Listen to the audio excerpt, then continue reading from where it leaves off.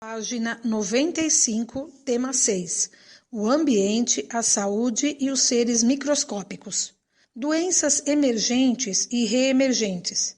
Doenças emergentes são doenças novas, desconhecidas da população, causadas geralmente por agentes nunca antes descritos, como era a AIDS até o início da década de 1980.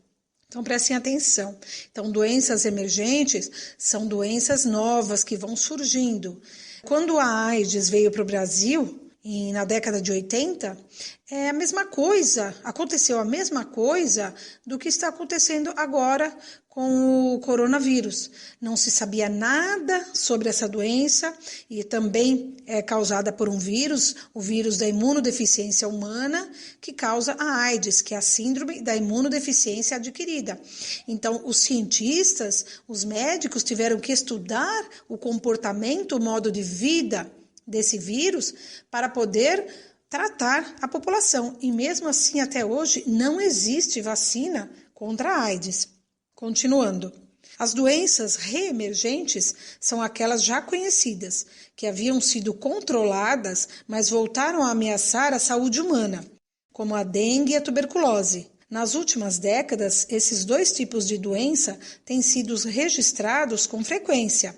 Então, doenças reemergentes são aquelas que já haviam surgido na população e por meio de vacinas ou outros tratamentos, ela temporariamente desapareceu, mas esporadicamente essas doenças podem voltar. É o caso da dengue e da tuberculose. Continuando, os agentes causadores de doenças podem ser vírus, bactérias, fungos, protozoários, entre outros micro-organismos. Eles são denominados patogênicos. Patogênico significa que causa doença. E as doenças que eles causam são chamadas infecciosas. Página 96. Fatores de transmissão das doenças. Vários são os fatores que facilitam a transmissão de doenças, como os demográficos, socioeconômicos, políticos, os culturais e os ambientais, além da falta de vigilância sanitária. Então, vamos entender primeiro o que é transmissão. Então, transmissão é o modo em que um agente infeccioso ele atinge um hospedeiro. E o que é um hospedeiro? É o ser que vai abrigar um micro-organismo, que pode ser um vírus, uma bactéria, um protozoário ou um fungo. Vamos entender agora cada item. O que são fatores demográficos? Então, é o mesmo que população, é a quantidade de pessoas que vão ser atingidas.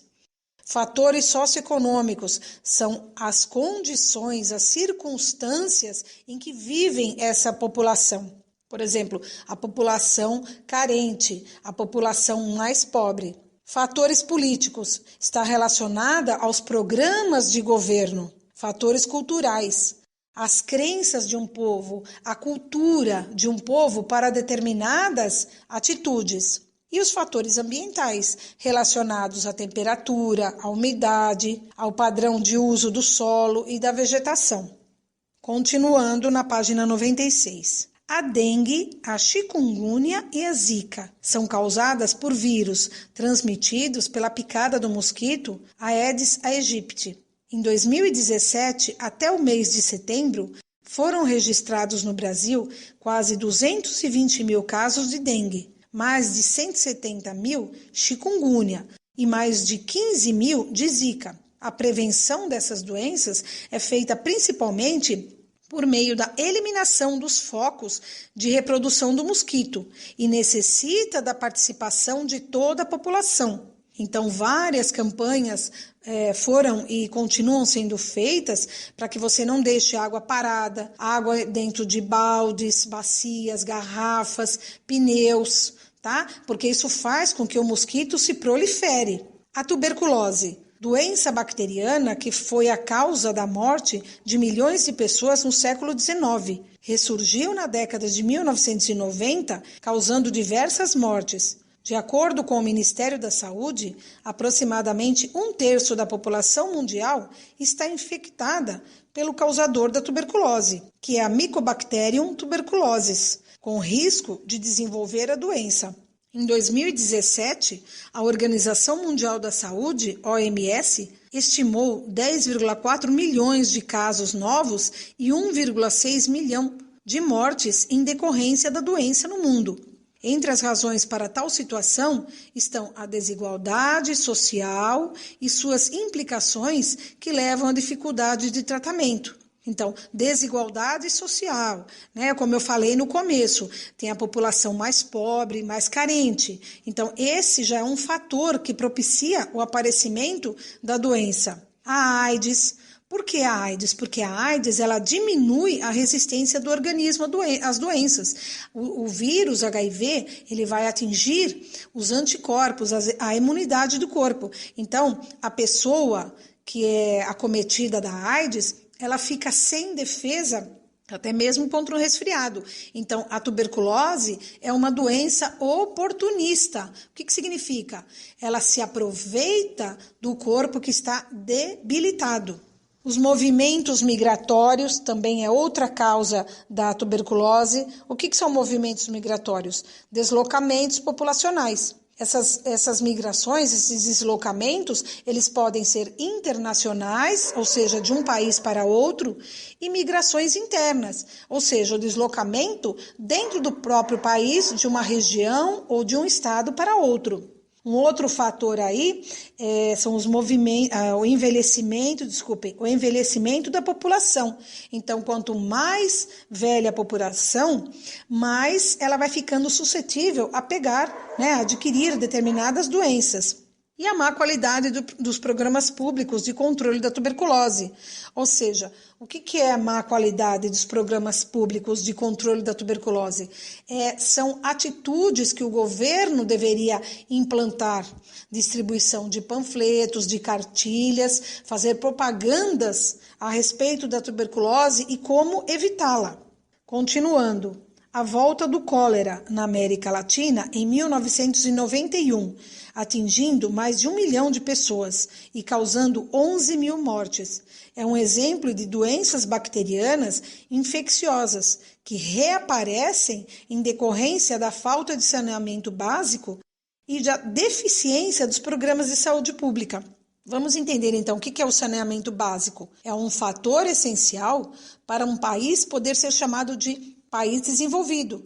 Os serviços, por exemplo, de água tratada, coleta e tratamento de esgoto, levam à melhoria de qualidade de vida às pessoas. Então, quando não se tem esse saneamento básico, isso já é uma porta aberta para o cólera, por exemplo. Deficiência dos programas de saúde pública, como eu falei, né? Então, a falta de incentivo do governo, por parte do governo, a falta de propagandas, a falta de verba para que as pessoas também se conscientizem. Continuando. No Haiti, por exemplo, o cólera reapareceu em 2010, após um grande terremoto que destruiu boa parte do país. Apesar de o surto estar diminuindo, dados mostram que o cólera matou mais de 10 mil pessoas entre 2010 e 2016 nesse país. Então, nós temos uma imagem, um cartaz da campanha do Ministério da Saúde contra o mosquito Aedes aegypti. Então, é um tipo de campanha pública. E isso é muito importante para ajudar a prevenir a doença. Então, prestem atenção nesse cartaz. Se o mosquito da dengue pode matar, então ele não pode nascer. Então, a pessoa está colocando aí dentro do pratinho das plantas, está colocando areia, porque quando você molha a planta, a água resultante dessa regagem, ela fica toda no vaso, toda no pratinho. Então, você colocando areia, a água não fica exposta e por isso não vem o mosquito Aedes aegypti colocar os seus ovos. Página 97. Gripe. Por que vacinar? A gripe é uma doença bastante comum, causada pelo vírus influenza. Há muitas variedades desse vírus, que podem provocar tipos diferentes de gripes, algumas com sintomas mais brandos, outras mais graves. Em março de 2009, a OMS, Organização Mundial de Saúde, anunciou a ocorrência de casos da gripe A, um tipo de gripe inicialmente no México e, algum tempo depois, em vários países, entre eles o Brasil. A grande quantidade de viagens internacionais parece ter acelerado a disseminação da doença. Então, o que acontece aí?